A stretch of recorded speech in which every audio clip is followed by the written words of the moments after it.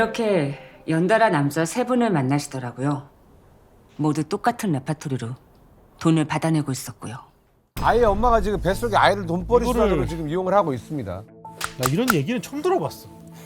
처음 하는 얘기예요. 이런 얘기죠? 난 처음 들어봤어 진짜로. 네, 저도 살면서 이런 일은 야 이거 주변에서도 못 들어봤어요. 난 드라마에서 저도요. 본 적이 없어. 잠깐 여기서 그림만 봤을 때도 분명히 느껴지는 게 저 여자가 임신하고 아이를 동의 없이 낳고 그걸로 뒤늦게 찾아가서 뭐 친자로 협박해가지고 또 양육비 양육비랑 뜯어내는. 또 뜯어내고. 네, 너무 무서운 여자라는 생각이 좀 드는데 아직 우리가 다 결론을 안 봤지만 상상 초월이다 저거. 맞는 거 같아. 상상 초월이 와, 아니라 그냥 진짜 저 이게 무슨 그러니까- 장사야 이게? 아, 야, 너무 이런 얘기 장사냐 이게 말이 돼? 보증금 권리금 받듯이 네, 근데 밀린 걸 이게 뭐야? 애는 돌보지도 않고. 아. 그러니까요. 근데 그게 만약에 문제네. 이 여자가 친자하긴 이거를 갖다가 사기로 했다. 아 근데 사기를 할 거였으면은 아이를 그렇게 많이 갖지도 않았겠지. 그러니까 한 그게 아이로 여럿을 하겠지. 그게 미스테리예요. 그게 진짜. 그러니까 이걸로 정말 이 여자가 맞아, 정말 맞아. 엄청난 범죄를 저질렀다면 남의 인생을 엿되게 할건 본인 인생도 엿되게 그렇죠. 각오를 해야 돼요. 그렇죠. 그래야 완전히 되거든. 본인도 그냥 가는 거지. 아, 정말 저렇게 임신이나 출산을 빌미로 남자들을 협박하면서 돈 뜯어내는 애들이 실제로 있어요? 생각보다 좀 많이 있어요. 많이? 네, 그래서 이제 뭐 재작년이죠. 23년도에도 한 30대 여성이 전 남친을 찾아간 거예요. 나 이제 너 애 낳았다고. 그러니까 양육비하고 생활비 내놓으라고. 또 이제 사실 협박을 한 거죠. 그렇게 해갖고 지속적으로 한 90회 정도 연락하면서 돈을 계속 90회? 뜯어낸 거예요. 한 1억 정도를. 근데 나중에 이제 참다 못해 이제 경찰에 신고하고 이제 경찰 수사를 받았는데요. 알고 보니까 사실은 임신하는 적이 없어요. 결혼해갖고 이미 아이를 출산하고 살고 있었던 거예요. 그냥 이걸 빌미로 해서 전 남자친구한테 협박해서 이제 뜯어낸 거죠. 그런 어떻게든 사람들 돈을 겁먹지. 더 그럴 거죠. 결혼 안 해도 그렇죠. 예. 네. 처벌 어떻게 받죠? 이제 10년 이하의 징역 또 2천만 원 이하의 벌금에 처해질 수 있고 이게 쌓이면 더 크게 이제 처벌받을 수 있는 거죠. 만약 아이를 지우기로 해가지고 돈을 줬는데 약속하고 달리 아이를 낳으면 이제 이건 어떻게 되는 겁니까?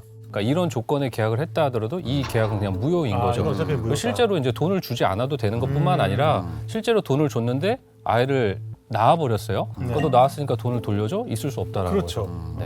계약 그냥 자체가 안 된다. 받아들여질 수 없는 그러니까요. 계약인 거예요. 낳겠다면 네. 낳는 건데. 그냥 낳는 거예요. 그게 조건이 될 수 없는 거죠. 이런 일이 벌어지면은 대처할 수 있는 방법은 일단 그럼 나라고 할 수밖에 없겠네요. 낳든 말든 본인이 너가 알아 선택하고 그 다음에 얘기하자. 그러니까 누군가 저에게 상담을 해온다라고 하면 우리 김풍 씨가 말씀하신 것처럼 말할 것 같아요. 그러니까 낳지 말라고 하는 순간 거기에 이제 끌려다닐 수밖에 없는 그렇죠. 거거든요. 그리고 낳건 안 낳건 내가 선택할 수 없는 거라서 내가 예상할 수 있는 범위 내에서 피해를 막는 게 가장 현명할 것 같아요. 네. 이게 몇 번 통했으니까 또 이거 쓰는 거 아니에요? 근데 통할 수밖에 없을 것 같아요. 그러니까 이런 걸 이용하는 야. 이런 사람들이 정말로 크게 처벌받아야 돼요.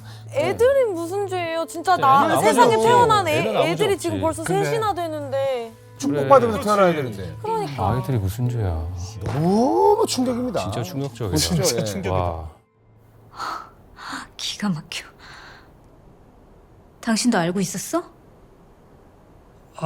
아니 씨한테 동생이 더 있다라는 건 알고 있었지만 이렇게 임신을 핑계로 남자들한테 돈을 받는다라는 건 몰랐어.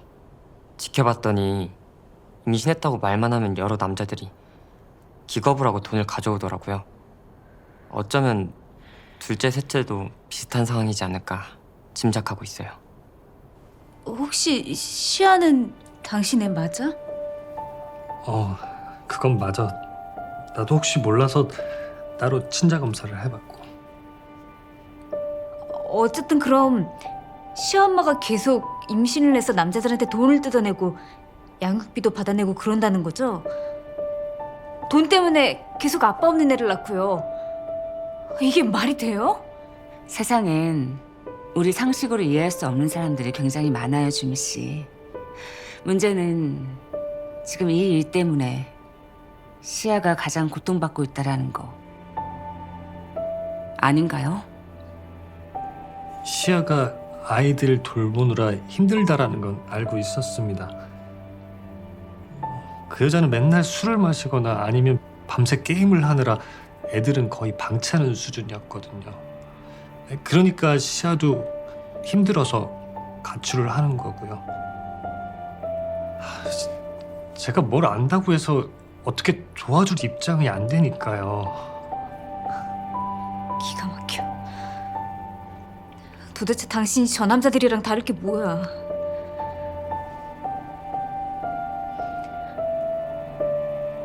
탐정님, 마지막으로 저 한 번만 더 도와주시겠어요?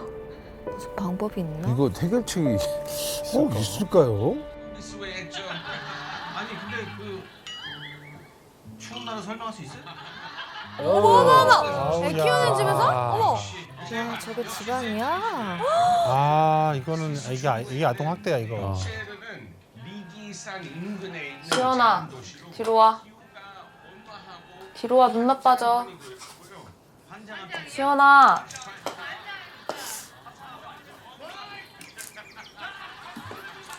또 어디 가? 야, 자꾸 앞집에서 애 운다고 지랄하니까 너 절대 나가지 마. 아주 지 혼자 살겠다고 또 아빠한테 도망가기만 해봐. 어디 가는 건데? 내가 어디 가는지 너한테 보고해야 되니?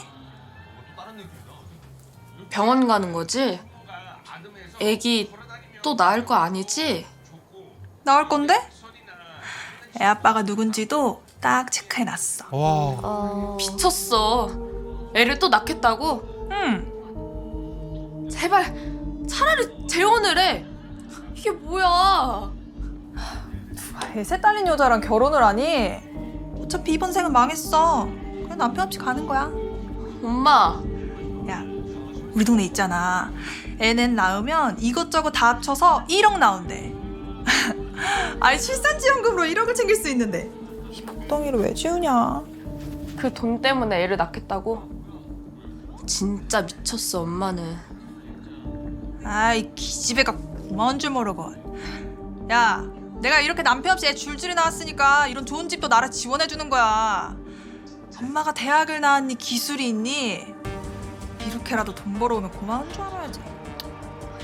아, 그리고 넷째 한부모면 또 공부 안 해도 그 웬만한 대학 다 간다더라.